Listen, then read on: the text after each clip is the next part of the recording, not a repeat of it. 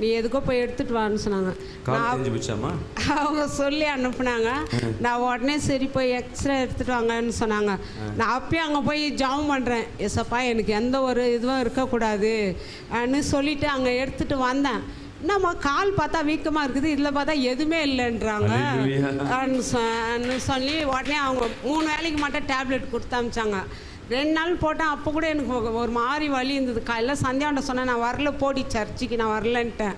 சொல்லிட்டோன்னே அவள் என்னாண்ட பேசாமே வந்துட்டா, சொல்லாமல் கொள்ளாமே. அவள் போயிட்டு மணி 10:30 ஆயிடுச்சு. படுத்து தூங்கிட்டே இருந்தேன். என்னையே நம்ம அறியாத என்னை எழுப்பி கிளம்புன்னு சொல்லி என்னை வலிச்சிட்டு வர மாரி இருந்தது.